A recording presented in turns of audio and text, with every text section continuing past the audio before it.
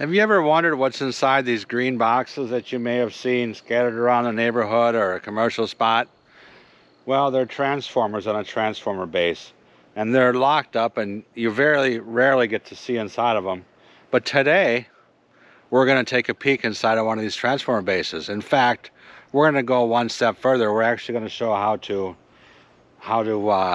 do all the necessary preparations to install this technology at your place of business or RV park. Then stick around to the end, and I have a couple oopsies, as I call them, to share with you. We had a couple issues, so you'll want to stick around for that. So I'm Comet Troy, the RV park builder. I'm at Harmony Ridge RV Park here in Linden, Tennessee, and we're going to talk all about transformers and transformer vaults today. How fun is that? So what exactly is a pad transformer, and what would you use one for? Well, you've all seen, as you drive down the road, you know, the utility poles with a big gray can on the side of them that's way up high. Well, that's a pole-based transformer, and that's for running wires above ground.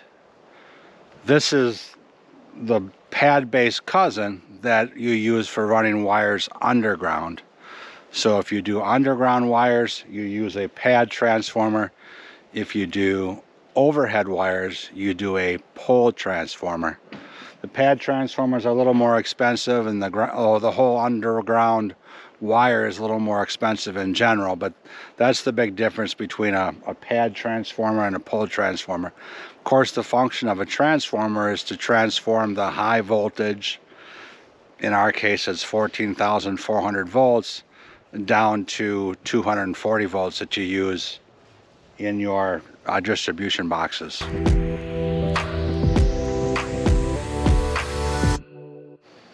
So installing the transformer base really requires several steps. I'm going to go through them real quick just to kind of give you a recap. But there's trenches that have to be dug. You have to install the conduit. There's pull ropes for the electric company to pull their wire in afterwards. There's inspections from the electrical company, and backfill the trenches. So that's kind of the first thing, the trenching. And then there's the actual building the pad site, which includes creating a solid base around there, leveling it all out, putting in some gravel, and putting the transformer base down in place. So that all needs to be done as well. However, the first step before installing the transformer bases is really planning where you need to put them. And I'm not really going to go through the planning phase right now. But after you figure out where the base is going to go, then you actually have to dig the trenches.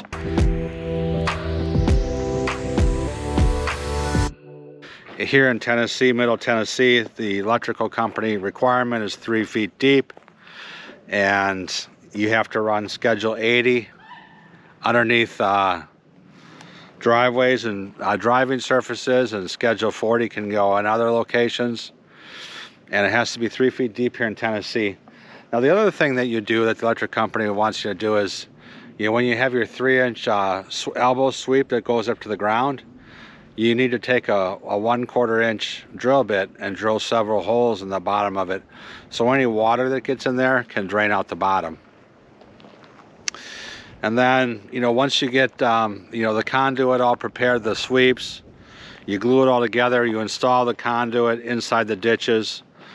And there's a couple schools of thought with regard to the pull rope. There's a 1/4 inch pull rope you have to put in. You can either string that through the conduit as you install it, or, after you get it all installed, you can just use a vacuum cleaner and tie a paper bag onto the pull rope and suck it through that way, and install the pull rope after the conduit's in the ground. Now, one huge tip I learned about gluing conduit together: less is more. These we were gobbing on all kinds of glue onto these 1-inch conduit for the driveway lights, and what would happen is a lot of that glue that we gobbed on would come out on the inside of the conduit and fall down into the bottom of the 90-degree bend. And it was almost impossible to, to get a pull rope through there with the vacuum cleaner method. So I can't stress it enough, when you glue your PVC together, less is more. Don't gob on a whole bunch, just put enough to glue it together. One of the things, after the conduit is installed, then the electric company, in the case of primary wire or service wire, for transformers, the electric company is going to come out and install your ditches. You want to make sure you do that. Well, we call them ditches here in Tennessee. Most people would call them a trench. So your trenches for your conduit need to be inspected by the electrical company before you backfill and bury them. As far as forming the pad, your 90-degree bends will come up out of the ground like you see here in this video. And then you got to excavate the dirt around there, get down to a good solid base. Here in Tennessee we use chert for that, and that gives us a good base for the transformer bases. The electric company recommends you put a layer of gravel in there so you get water drainage. Chert is kind of a gravelly surface, so a lot of people forego the gravel step and just do chert. Our electric company here doesn't seem to mind, but your mileage may vary with your electric company.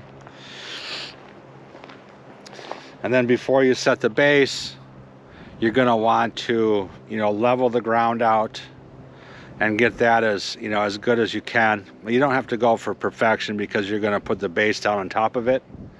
So you put the transformer base down on top of the level ground, and then put a level on top of it, and get it perfect as you see here. And then once you get the transformer base level and perfect, then you can fill in dirt around the sides of it to secure it and keep it from moving. And that's basically it. That's all you got to do to install a transformer base. And the electric company will come out and they'll bring the transformer out for you.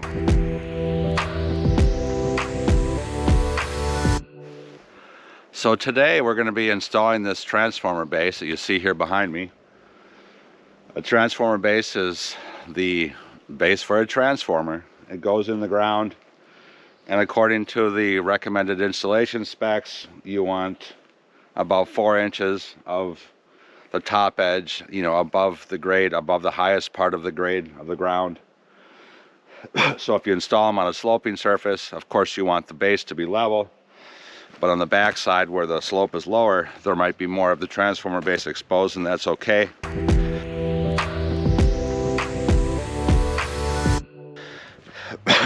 Now we're going to the area where we're going to install the transformer base.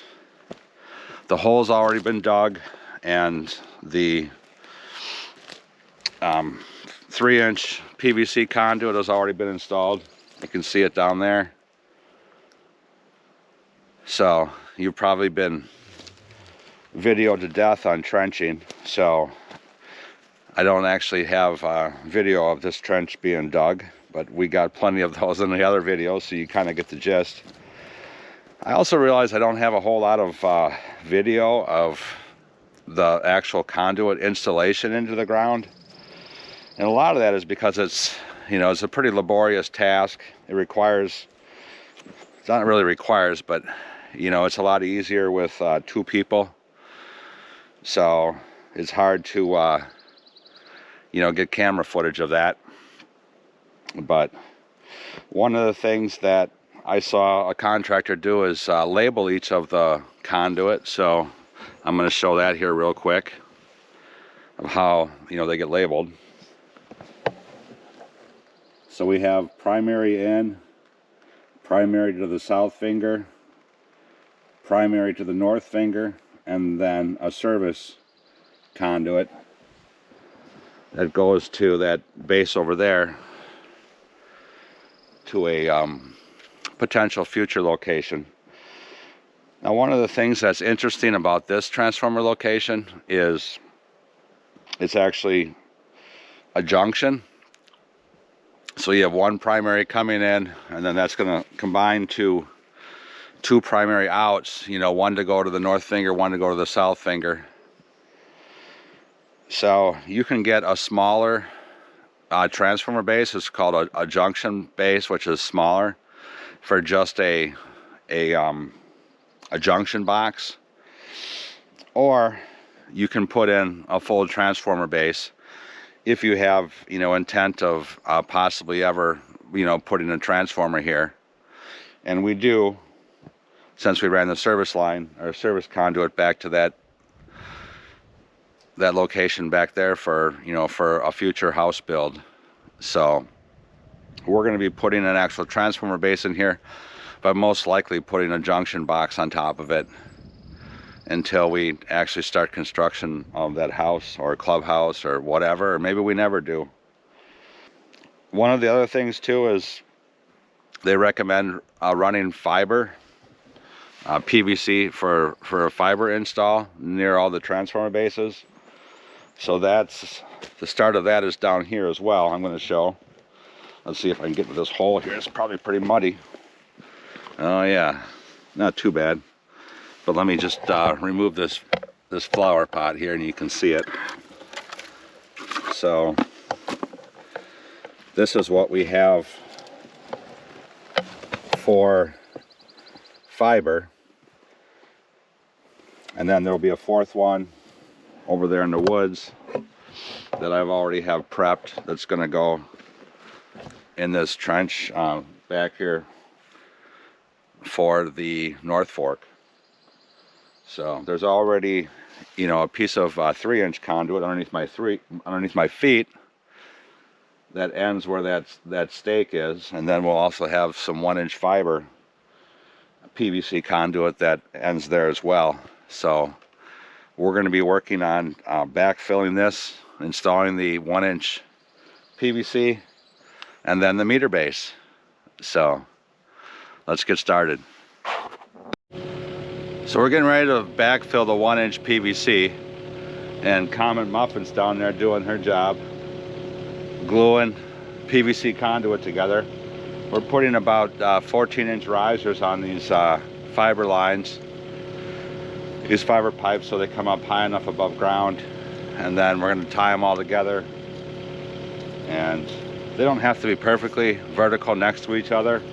They just have to fit inside of that, you know, that large irrigation valve box can, whatever you want to call it, flower pot.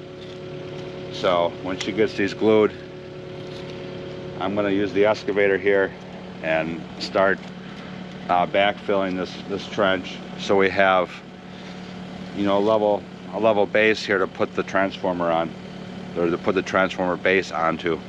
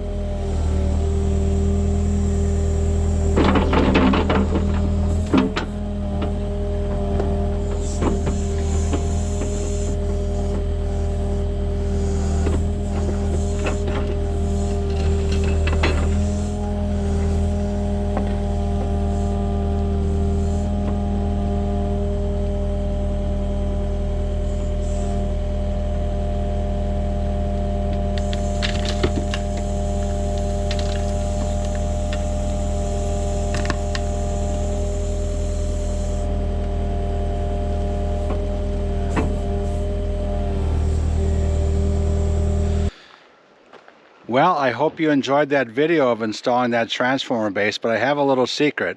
That wasn't our first one. We actually had to reinstall our second transformer base. It was initially installed by the contractor, and before they actually brought this transformer base out, before they brought this transformer out, I wanted to add an extra piece of conduit in there, a third one. You can see the green and white stake out there. So I wanted to stub out another piece of 3-inch conduit, so I could, I have an idea to put a like a pole barn or a shed back here for excavating other tools. So I just wanted to do another stub out for future expansion. So what I was doing is I had the excavator kind of straddling the transformer base on each side, and I was digging across the transformer base, and it was a little wet, and the bucket dug in, and as I pulled the bucket towards me, the bucket grabbed some rock underground and pulled the excavator into the transformer base and wrecked it. You can see a little bit here. It's got some gray dust in there. It doesn't look too bad. There's a little hole there, and that's fiberglass dust, by the way. But you know, when we dug up this transformer base, it was actually cracked all the way down, and it was pretty bad shape. I did contact the electric company, and I was expecting to have to pay for a new one, but you know, the good people down here, they actually let me get a new one to replace it. So awesome community out here, and I just love it. I'm not sure that would happen in a big city. So we got the new transformer base and dug up the old one, smashed it with the excavator. I wish I would have got that on camera, and put the new transformer base in. Comet Muffin and I did that. You know, here's a picture of the completed project, and you can see the pole on there, and then here's the you know, the transformer base. Now, that wasn't the only mishap with this transformer base. This has got a second issue.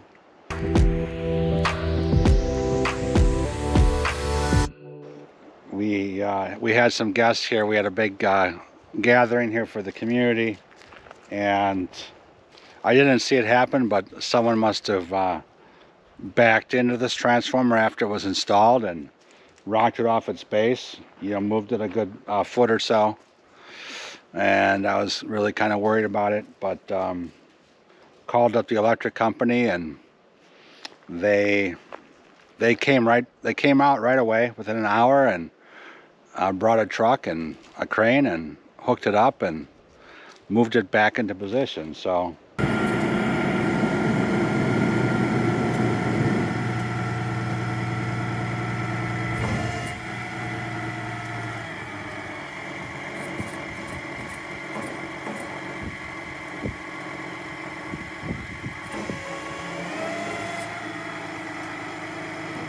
and I was pretty happy about that, and we're just a real good electric utility out here.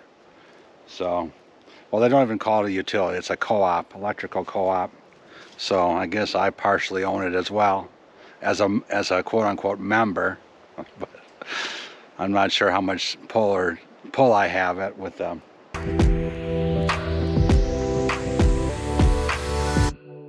All right, it's time to install the transformer onto the transformer base.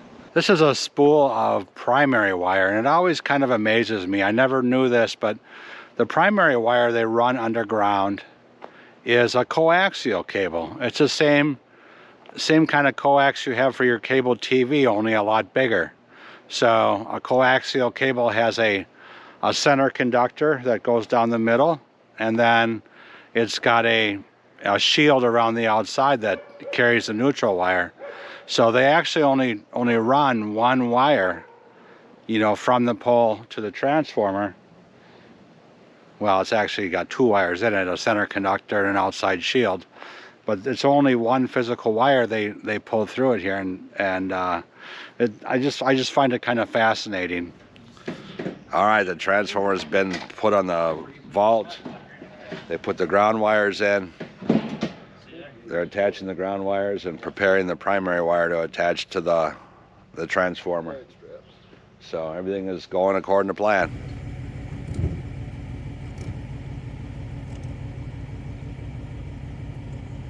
If you like this video, like, comment, subscribe, ring the bell so you get notified of future videos, and I will see you in the next video.